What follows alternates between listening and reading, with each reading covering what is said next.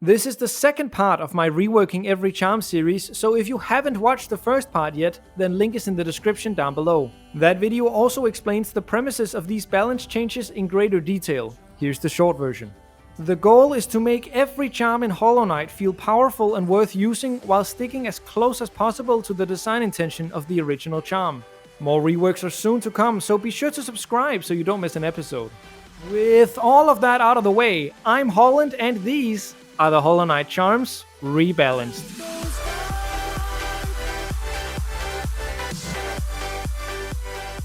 Number 1.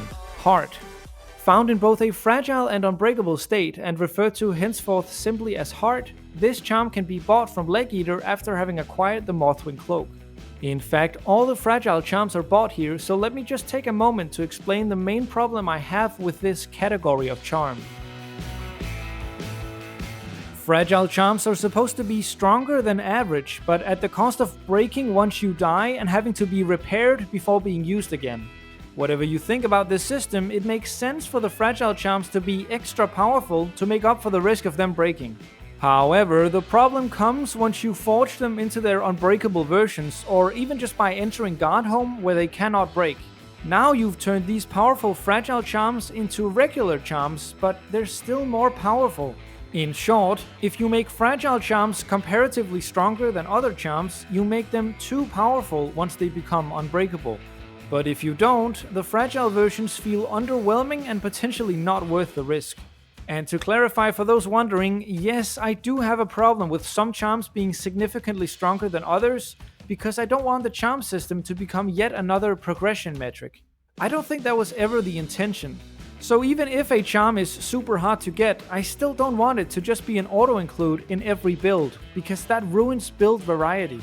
All that is to say that balancing the fragile charms is very tough, and no matter how you try to square it, you have to make a sacrifice. And so, to keep the overall balance of the charm system intact, I've decided to balance the fragile and unbreakable charms to be on par with the average charm. Anyway, back to Heart. This charm is a hard one for me to rate because on the one hand, it's an almost strictly better version of Lifeblood Heart, and I have seen players enjoying the 2 additional masks it provides. But on the other hand, I haven't found myself using it in the late game whatsoever. In my opinion, it falls off quite heavily when bosses start dealing double damage. That's why I'm going to make the controversial decision to buff the charm in the following way. Solution. Heart now grants 3 masks, up from 2. I know this change seems kind of crazy right now, given the power levels of the Lifeblood charms, but just bear with me and wait for the next part in the series. It should all make sense then. Number 2. Greed. Oh, Greed. A 20% increase to geo gains.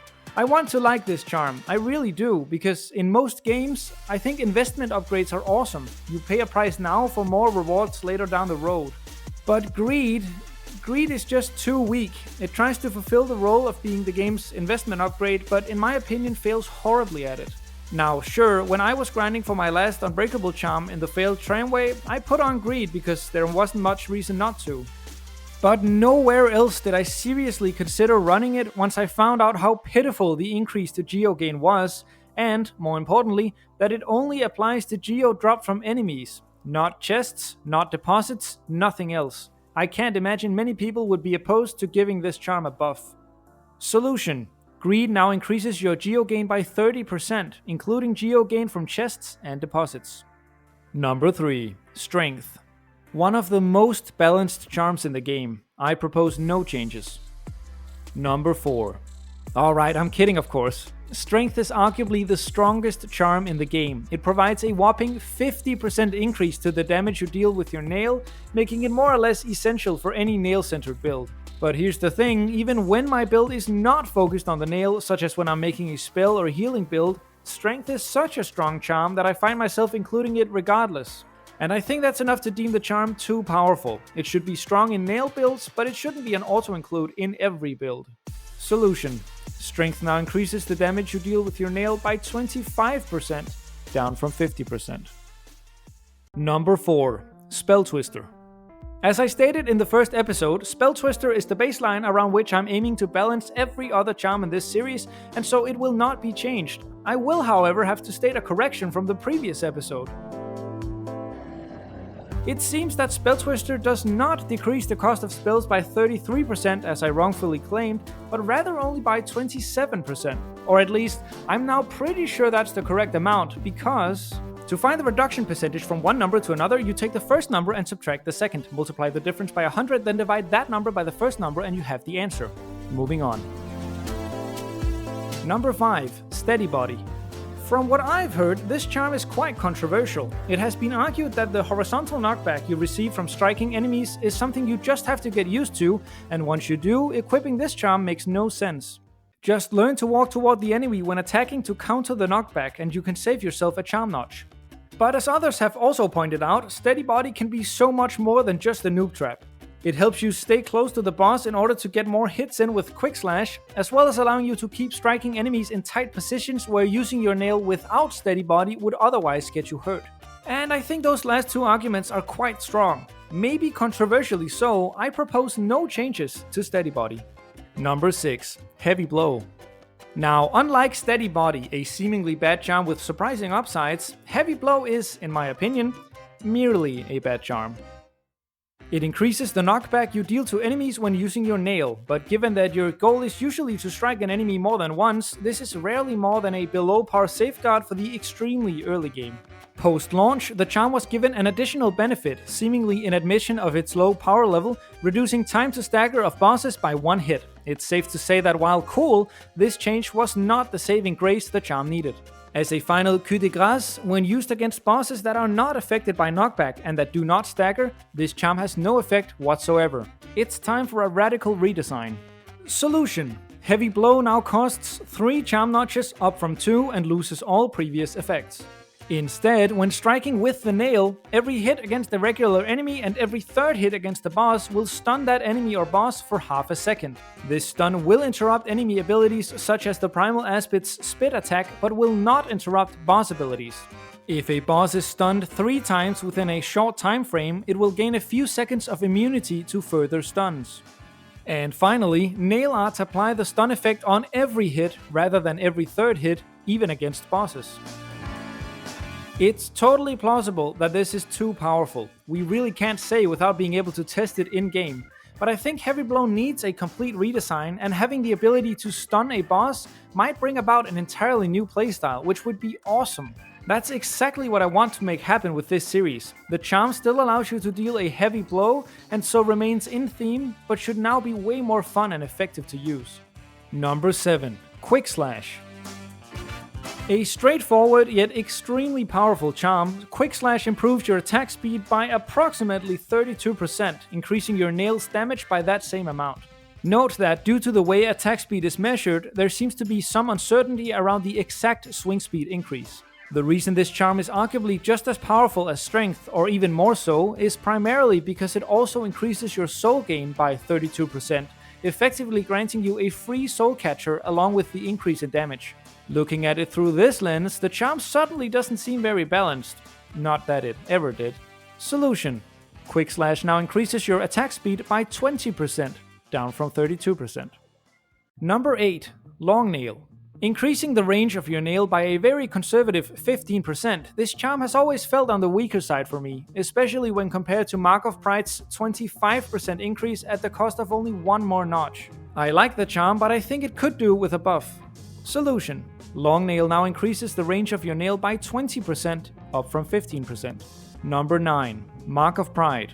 One of my favorite charms, and a pretty strong one too. I love the effect, and I do put it in my builds quite often, but I still think it should be a slight bit stronger. Mark of Pride isn't as straight up powerful as, say, Shaman Stone or Quick Slash, because it doesn't increase the damage you do, and so I really don't mind making it even more powerful and fun to use than it already is. Solution: Mark of Pride now increases the range of your nail by 30%, up from 25%. Additionally, when combined with Nailmaster's Glory, your Great Slash and Dash Slash will fire a boomerang projectile similar to those used by the Mantis Lords. Number 10.